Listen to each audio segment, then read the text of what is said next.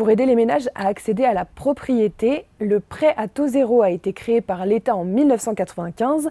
Il permet d'obtenir un taux d'intérêt à 0% sur presque la moitié de son crédit immobilier. Par exemple, si j'achète un bien à 300 000 euros, j'obtiens le prêt à taux zéro sur 80 000 euros et j'ai un taux à 4% sur les 220 000 euros restants. Par mois, j'économise donc une centaine d'euros. Évidemment, tout le monde ne peut pas l'obtenir. Il faut déjà être primo-accédant et de nouveaux critères s'appliqueront dès le 1er avril. Il faut acheter un appartement ou bien une maison, mais dans ce dernier cas, il faut y effectuer des travaux qui représentent au moins un quart du coût total de l'opération.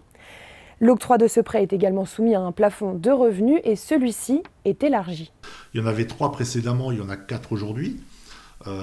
Et les 2 premières, les plafonds ont été augmentés, les plafonds de revenus ont été augmentés, donc ça c'est déjà une bonne chose. Autrefois, on pouvait bénéficier du prêt à taux zéro avec un financement jusqu'à 40% de l'opération, aujourd'hui c'est 50%.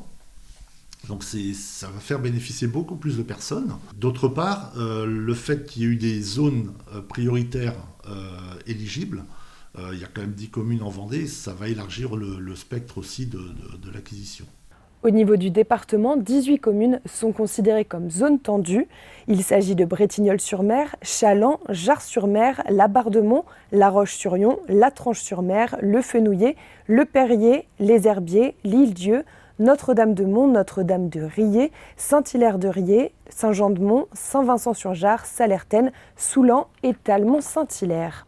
Mais il n'y a pas que le prêt à taux zéro. Il faut dire que l'immobilier est un vaste sujet. Le coût de la vie a augmenté et les prix de l'immobilier aussi.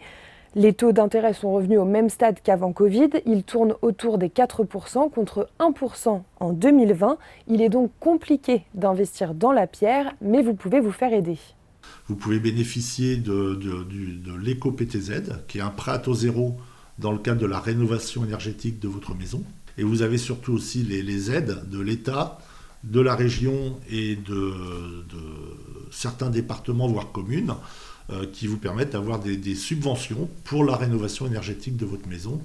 Là, je vous dirigerai plutôt vers la DIL, qui est une association vendéenne qui vous donnera tous les renseignements à ce sujet. Enfin, un peu de patience, une première baisse des taux d'intérêt serait prévue dans les prochaines semaines.